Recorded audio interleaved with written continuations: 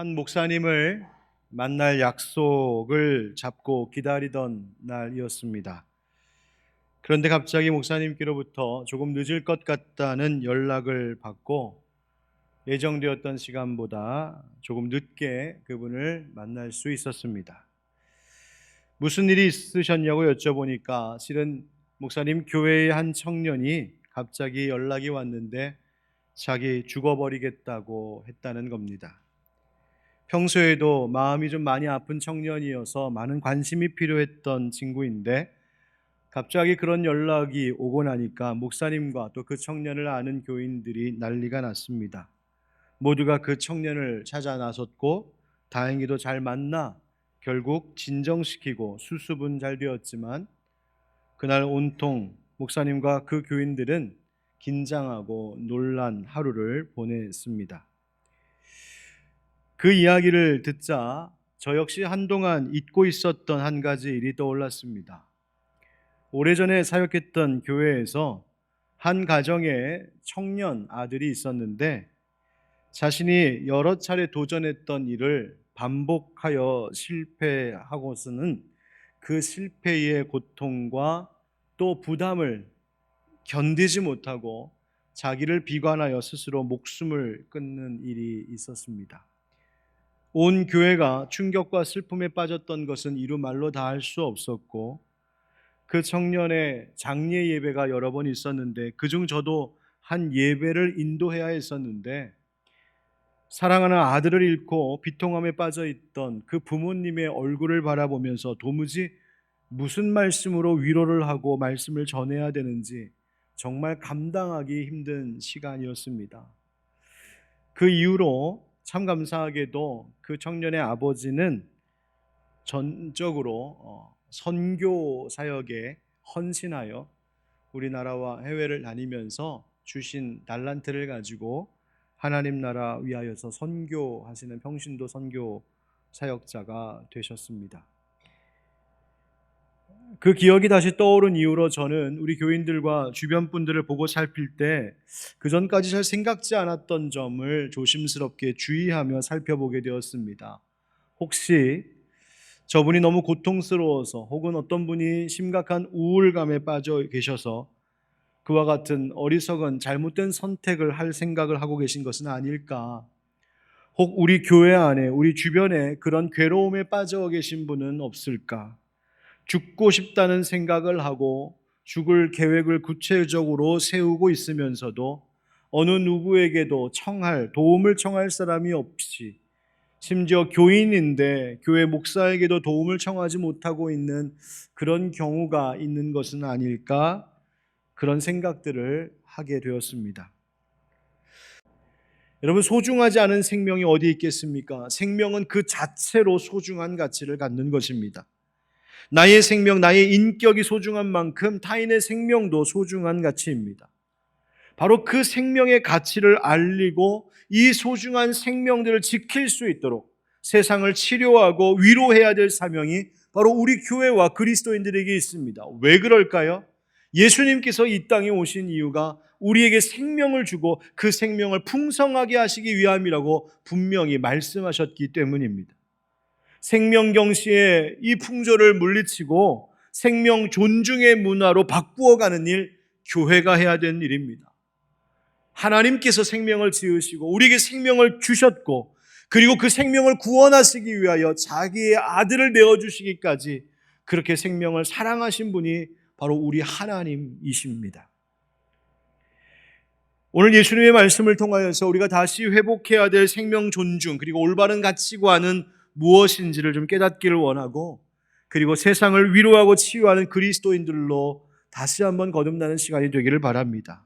특별히 바라는 것은 오늘 예배하고 계신 분들 중에 혹시 자살 충동을 갖고 계시거나 자살을 구체적으로 혹시 생각해 오셨던 분이 계시다면 오늘 말씀을 듣고 그 모든 것, 당신의 소중한 생명을 위하여 십자가 지신 예수님의 그 사랑 앞에 다 내려놓고 다시 한번 자기의 생명의 소중함을 깨닫는 은혜가 있기를 예수님의 이름으로 축원드립니다.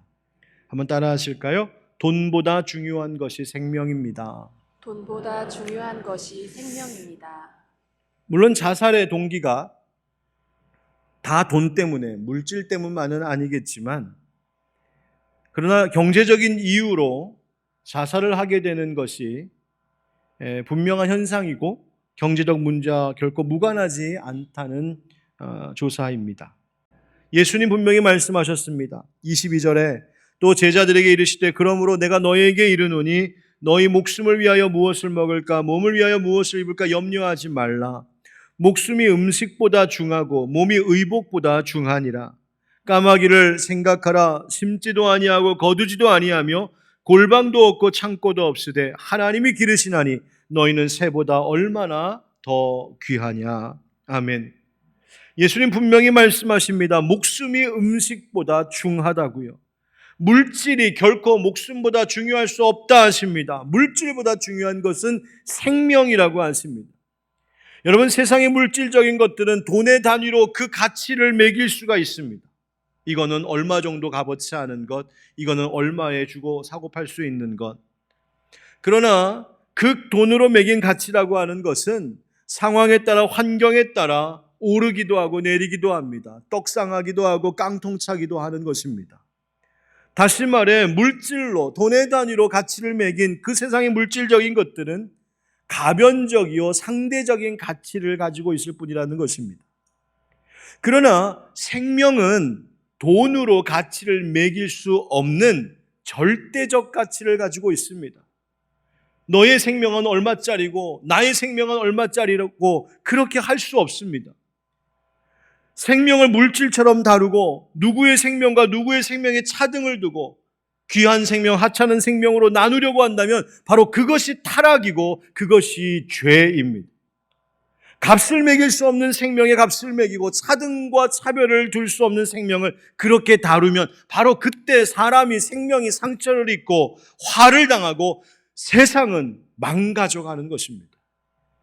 여러분, 하나님은 생명을 그렇게 다루지 않으셨습니다.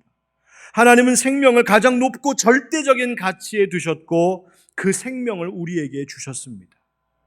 오늘 성경 본문과 병행 본문인 마태복음 6장에 보면 예수님의 말씀 가운데 공중에 나는 새를 보아라 라고 말씀하시는데, 오늘 누가복음 말씀에서는 누가가 조금 더 구체적으로 까마귀를 생각해 보라 이렇게 기록되어 있습니다. 유대인들에게 있어서 까마귀는 부정적인 짐승입니다. 부정한 짐승. 그런데 유대인들이 부정하게 여기는 그 짐승, 그럼에도 불구하고 저 까마귀를 하나님께서 돌보시는데 하물며 너희일까 보냐.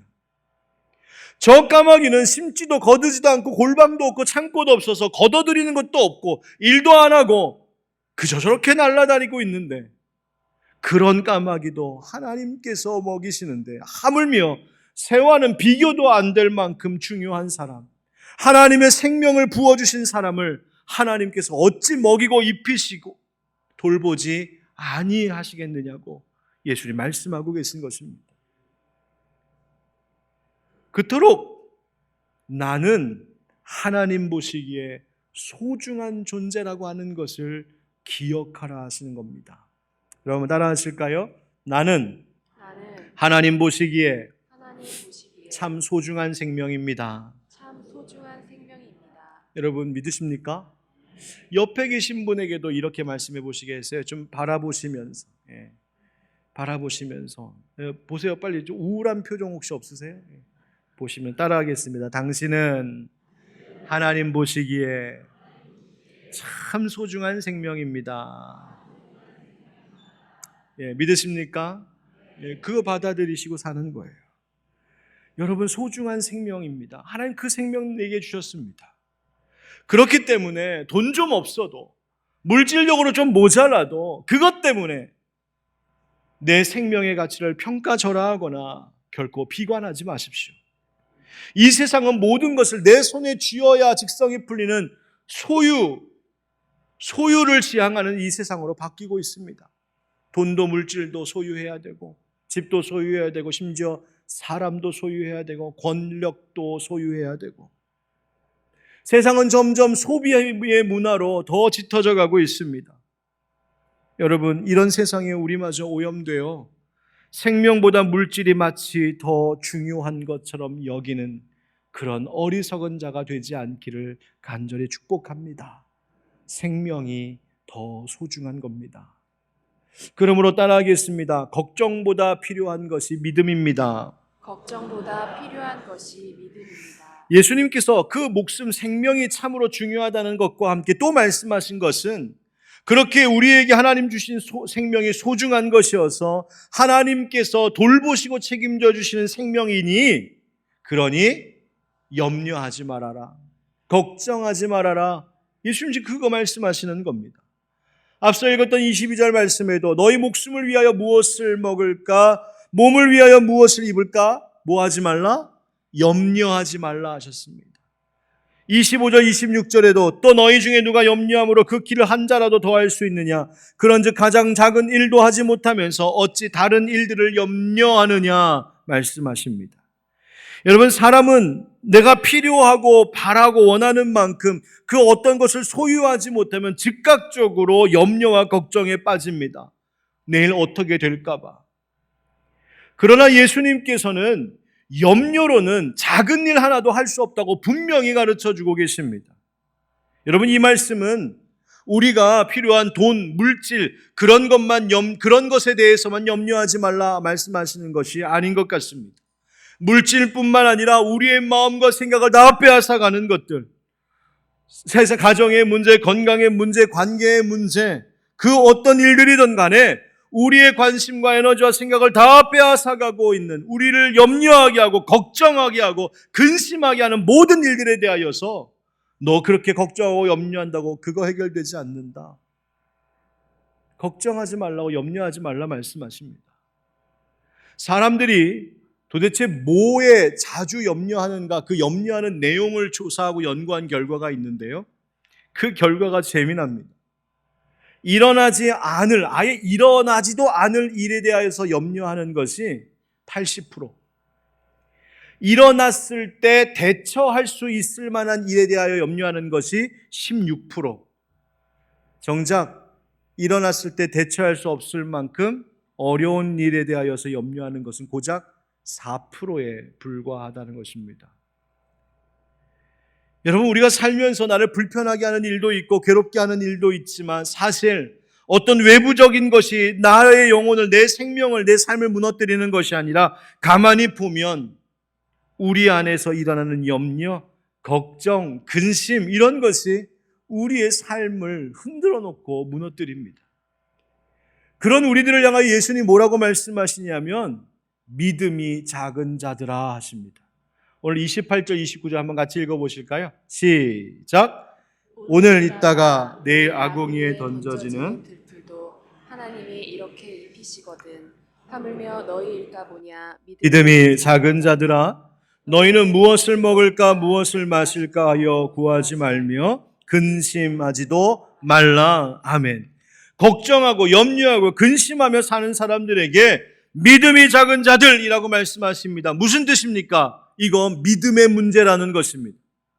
우리가 염려한다는 것, 그 믿음이 작아서 그렇다라고 예수님 말씀하고 계세요. 여러분, 믿음의 작음이라고 하는 것은 믿음의 없음을 말하는 것이 아닙니다. 다시 말하면 예수 그리스도를 주로 고백하고 하나님을 믿는 믿음이 있어도 그 믿음을 내가 견고하게 하지 않으면, 내가 그 믿음을 잘 성장시켜서 반석같이 하지 않으면, 내게 닥쳐오는 염려와 걱정거리 앞에서 내게 주신 그 믿음을 발동하지 않으면 그리스도인도, 믿는다라고 하는 그리스도인들도 얼마든지 세상 염려로부터 공격받을 수 있다는 것입니다. 그러니 여러분, 걱정, 근심할 에너지 가지고 우리 더 큰 믿음 달라고 기도하고 구하는 일에 힘쓰시기를 축복합니다. 믿음이란 단순하게 말하면 염려 내려놓고 하나님께 맡기는 것입니다. 하나님이 모든 것 아시고 하나님이 기르시고 입히시는 분임을 믿는 겁니다. 나를 그렇게 괴롭히고 내 마음을 그렇게 우울하게 하고 나로 하여금 잠 못 들게 하는 인생의 그 모든 문제들도 혹시 이 가운데에 자살 충동을 느끼고 계신 분, 그 이유에 대해서도 하나님께서 다 알고 계시고 그 아시는 분이 그것을 돌보실 것이고 책임지실 것이라고 하는 그 믿음을 갖는 것, 그것이 걱정 염려보다 우리에게 더 필요한 것입니다. 베드로전서 5장 7절 말씀 한번 같이 읽어볼까요? 시작. 너희 염려를 다 주께 맡기라. 이는 그가 너희를 돌보심이라. 아멘. 여러분 잊지 마십시오. 하나님은 우리가 구하는 것보다 더 좋은 것 주시기를 기뻐하시며 우리를 돌보시는 하나님이십니다. 물질 문제뿐만 아니라 지금 우리로 하여금 우리가 죽겠다, 죽고 싶다 할 만큼 그렇게 우리를 힘들게 만드는 모든 인생의 문제들, 여러분 하나님이 아시고 하나님이 돌보시니 하나님께 맡기며 사시기를 축복합니다. 바로 그 믿음으로 새롭게 되는 이 시간 되기를 간절히 바랍니다. 끝으로 따라합시다. 세상보다 찾을 것이 하나님 나라입니다. 세상보다 찾을 것이 하나님 나라입니다. 예수님께서 염려하지 말아라 하셨는데 그 염려라는 것이 도대체 뭘까요? 헬라어로는 메림나오라고 하는 동사입니다. 메림나오라고 하는 헬라어 동사의 뜻은 나뉘다, 분열하다 그런 뜻입니다. 그러니까 우리가 살면서 어떤 한 가지 일에 내 마음을 온통 모아서 거기에 몰두하고 집중하며 살아야 되는데 그렇진 않고 내 마음이 여기에도 가 있고 저기에도 가 있으면서 그렇게 마음과 생각이 여러 갈래로 갈라질 때, 즉 내 마음이 분열될 때의 그 상태를 메림나오, 바로 염려라고 말하는 것입니다. 그러니까 염려하다는 것은 그냥 깊이 생각하고 고심하는 정도가 아니라 내 마음이 분열된 상태인 겁니다. 어디 한 군데 마음을 두지 못하고. 그런데 예수님께서 30절 31절의 말씀을 통하여 우리의 마음을, 세상 사람들이 그 마음을 두는 대상이 두 가지 있음을 이야기하고 계십니다. 30절에 이 모든 것은 세상 백성들이 구하는 것이라 너희 아버지께서는 이런 것이 너희에게 있어야 할 것을 아시느니라. 다만 너희는 그의 나라를 구하라. 그리하면 이런 것들을 너희에게 더 하시리라. 아멘. 세상의 어떤 사람들은 그 마음을 세상의 것, 땅의 것에, 물질의 것에 온통 두며 살아갑니다. 그런데 하나님께서 부르신 하나님의 자녀들의 마음은 어떠해야 되냐면 너희는 그의 나라를 구하라. 하나님 나라 구해라. 즉 하나님께 그 마음을 온통 쏟아부으며 살라고 하시는 겁니다. 여러분 우리는 어떻습니까? 우리는 두 마음으로 나뉠 때가 많습니다. 한쪽에서는 예수님 말씀하신 것처럼 하나님 나라, 하나님께 몰두하며 살고자 하는 마음도 있을 뿐더러 동시에 한쪽으로는 그 마음이 갈라져서 세상 사람들이 구하는 세상의 것에 몰두하고 그거 쳐다보고 살아가고 있는 마음도 있습니다. 그렇게 그 마음이 갈라진 것, 그것이 바로 염려하며 사는 것입니다. 거기에는 만족이 없습니다. 여러분 이스라엘 백성들이 출애굽하여 광야길을 걸을 때에 그들은 불평하고 불만이 많았습니다. 그들은 분명 애굽에서 재앙을 내리시는 하나님의 능력을 보았고 그 엄청난 홍해 바다를 바람으로 갈라 길을 내시는 하나님을 보았고 그들은 반석을 쪼개어 물을 마시게 하시는 하나님을 보았습니다. 눈앞에 불기둥과 구름기둥을 보았고 아침마다 내려주시는 만나와 메추라기로 그들은 배를 채우며 그 광야길을 살았습니다. 그런데 불평불만 많았던 그 이스라엘 백성들, 그런데 38년이 지난 후에도 보니까 그들의 불평불만 하는 모습은 여전히 변함이 없었습니다. 그들은 늘 하나님께 돌보심을 받고 하나님이 먹이시고 입히시고 하나님의 은혜 아래 38년을 살아왔음에도 불구하고 그 시선이, 그 생각이 하나님께 몰두되어 있는 것이 아니라 온통 세상의 것으로 그 마음이 갈라져 있으니 작은 것에도 불평하게 되고 작은 것에도 불만을 터뜨리게 되는 것이죠. 이 이스라엘 백성들의 모습, 혹시 오늘 우리들의 모습은 아니겠습니까? 이제까지 하나님께서 보여주시고 채워주시고 입혀주시고 먹여주신 것으로 우리 살아왔는데도 불구하고 지금 그 은혜의 세월에 대한 감사는 온데간데 없고 지금 없는 것, 지금 당장 불편한 것, 힘든 일에 대하여 그저 우울해하고 한숨 내쉬고 불평불만하며 죽겠다 하지는 않으십니까? 예수님은 우리의 마음이 세상 이 땅의 것에 빼앗기지 아니하고 하나님 나라, 하나님 그분께 몰두되는 삶을 살라고 명하고 계십니다. 그의 나라를 구하라. 하나님 나라, 그분이 우리의 삶의 목적이요 내용이어야 한다는 것입니다. 그러면 필요한 것들 더하시리라고 말씀하십니다. 그 의미가 무엇입니까? 필요한 것 하나님 더하시겠다. 우리에게 필요한 모든 것들은 다 하나님께로부터 온다는 것입니다. 우리는 이 모든 것들이 혹 세상에서 오는 것 같아서 세상 것 찾고 구하느라 땅만 보고 살고 있는데, 예수님 그러지 말고 너희의 그 시선을 들어, 고개를 들어 모든 것을 주실 수 있는 하나님 바라보며 거기에 너의 삶을 걸고 살라는 것입니다. 그리고 너의 삶의 내용을 새롭게 하라는 것이죠. 여러분, 하나님 나라가 무엇입니까? 하나님 나라란 하나님의 통치를 받는 모든 영역을 이야기하는 것입니다.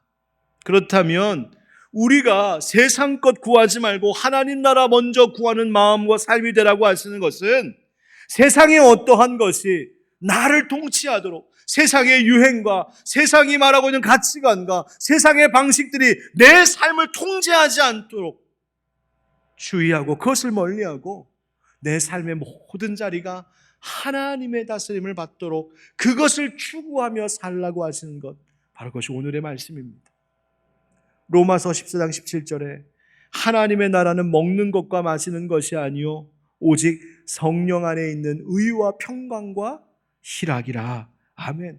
하나님 나라를 추구하는 삶이란 이 세상의 고개를 푹 받고 온통 물질과 세상의 것에 매어 살아가는 것이 아니라 그 고개를 들어 의와 평강과 희락과 같은 하나님 나라의 영원한 가치를 추구하며 사는 것, 그거 살라 하시는 것이고, 그렇게 될 수 있도록 이 사회를 그렇게 변화시켜야 할 의무, 아니 적어도 그렇다고 진리를 외치고 가르쳐야 될 의무가 바로 교회와 그리스도인들에게 있다는 것입니다. 여러분, 오늘 생명 보듬수일을 우리가 맞이하고 지키면서 정말 뭐가 더 중요한지 함께 하는 예수님 말씀 들었습니다. 돈보다 생명이 더 중요하고 걱정, 근심보다 믿음이 필요하고 세상에 코박고 사는 것이 아니라 고개 들어 하나님 나라 구하며 사는 인생 되어야 된다고 말씀하고 계십니다. 여러분, 이것이 우리가 이 세상을 살면서 지켜야 될, 가져야 될 기준입니다. 바로 이것이 죽음을 생각하는 자들에게는 작은 위로가 되고 생명의 소중함을 알고 살고자 하는 용기가 되어질 줄 믿습니다. 여러분, 그냥 흘리는 말이라도 죽겠네, 죽고 싶네, 그런 말 하지 마십시오. 나 아무것도 못하는데 이렇게 산들 무슨 소용이 있냐고 그런 말도 하지 마십시오. 당신이 아무것도 할 수 없어도, 심지어 당신이 큰 죄를 짓고 큰 실패로 인생의 밑바닥에 떨어져 있다고 할지라도 지금 그 모습 그대로 당신의 그 생명 자체가 소중하고 가치 있다는 사실을 기억하시기 바랍니다.